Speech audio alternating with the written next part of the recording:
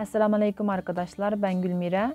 Bugün sizlerle Uygur Türklerinin sık yaptığı yemeklerden biri olan memper çorbası yani memper suyuk aşının kavrularak yapılan tarifini paylaşıyor olacağım. Umarım dener ve hoşunuza gider. Hemen yapılışına geçelim. Sebzeleri siz isteğe bağlı değiştirebilirsiniz. Sabit kalabilen şeylerden domates, biber, et ve soğan, sarımsaktır burada. Yanındaki sebzeleri de siz kişi sayınıza göre ekleyip çoğaltabilirsiniz, yine çeşitlendirebilirsiniz de. Burada bir kaşık domates salçası ve bir demet kişniş kullanmıştım. Onu çekmeyi unutmuşum.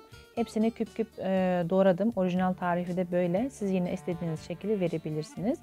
Tencereme yarım çay bardağı kadar, yarım su bardağı kadar zeytinyağımı alıyorum ve etlerimi ilave edip böyle etlerim güzelce kızarana kadar kavuruyorum. Üzerine de soğanı, sonra taze zencefil ve bu acı biberi, ben yağ koymayı daha çok seviyorum. Bir adet acı biber kullanmıştım. Onu, sonra bir kaşık domates salçamı ilave ediyorum. Tuz ekliyorum burada. Tuzdan başka hiçbir baharat eklenmiyor arkadaşlar bu çorbaya. Sonra bütün yani iri sebzelerimi, burada önemli bir püf nokta var arkadaşlar. Burada bir kasemize sarımsağımızı, biberimizi, ondan sonra kişnişimizi doğrayıp bir kasemize alıyoruz. Yani buradaki doğranmış olan bu sarımsak ve biberlerimizi çorbaya şimdi atmıyoruz arkadaşlar. Birazdan göstereceğim işlemi yapacağız şimdi çünkü.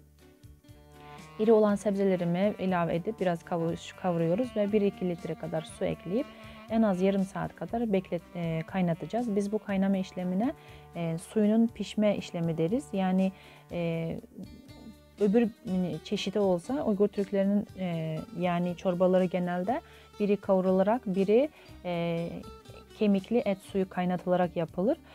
Kemikli et suyu kaynatılarak yapılana da üzerine bu çeşitli doğradığımız sebzeler ilave edilir ve yine uzun süre kaynatılır. Yani burada aromalarının, sebzelerin aromalarını suya bırakmasını sağlamış oluyoruz.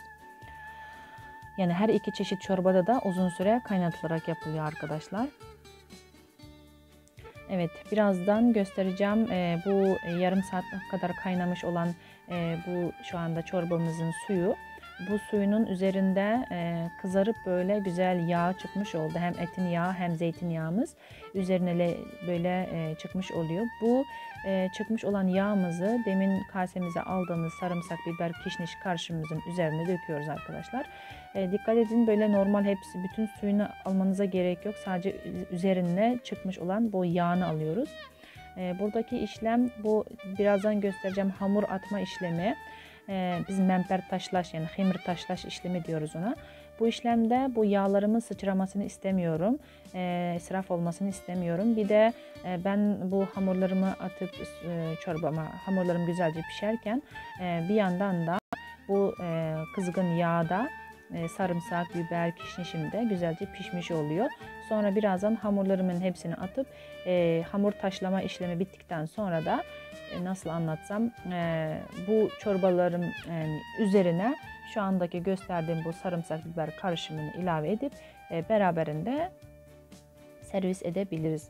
Şimdi bir gün evvel lağmen yapmıştım. Lağmen yemeğinin videosundan bu hamurun nasıl yapıldığını oradan görebilirsiniz. 1,5 su bardağı un ile yarım su bardağı su, bir kaşık, yarım tatlı kaşığı tuz ile yani bu şu andaki 3 pilte kadar hamur bu. Bu hamuru elde edebilirsiniz arkadaşlar.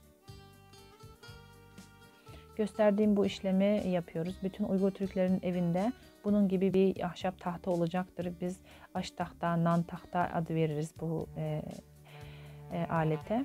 Sonra hamurlarımızı göstereceğim şekilde küçük küçük böyle parçalar kopararak bu çorbamızın içerisine atıyoruz. Ne kadar küçük ve böyle ince atabiliyorsanız o kadar çorbanız güzel olacaktır. Yani güzel çorba yapmış sayılacaksınız arkadaşlar. Bu da bir püf noktası. Ben size bugün Uygur Türklerinin gündelik yemek alışkanlıklarından bahsetmek istiyorum. Uygur Türkleri günde 3 öğün beslenirler. Sabah kahvaltıda aynı Türkiye'deki gibi çok önem verilir kahvaltıya. Doğu Türkistan'da zeytin yetişmemekte. Peynir yapma alışkanlıkları da yok. süt ürünlerinden Türkiye'deki keş, biz kurut diyoruz. Süt reçeli ve yoğurt, süt kaymak ve süzme yoğurttan yapılan dolap içeceği gibi çeşitler yapılmakta. Kahvaltıda olmazsa olmazımız Uygur ekmeğidir. Bölgelere göre bal, reçel, badem, ceviz, Uygur turşusu, açık çay eşliğinde kahvaltı yaparız. Ancak çok çeşit çay kültürümüzde mevcuttur. Bazı bölgelerde sütlü çay ile, bazı bölgelerde ise mısır unu çorbası, yani biz umaş deriz ona, ve çeşitli çorbalar yenmekte. Doğu Türkistan tarım deposudur. Dolayısıyla tarlada çalışanların tok tutması için sabah kalkıp böyle havuçlu pilav ve lağmen gibi akşam yemeklerimiz de yapıldığı oluyor arkadaşlar. Bu yemeklerin tarifini öğrenmek istiyorsanız daha önceki videolarıma bakabilirsiniz. Şu anda gösterdiğim bu küçük küçük koparma işlemi yapacaksınız arkadaşlar sonrası. Bir 5 dakika kaynadıktan sonra o sarımsaklı bu biberli o karışımımızı ilave edip sonra bir taşım kaynatıp kaselerimize alabilirsiniz ve yemeğimiz hazır oluyor.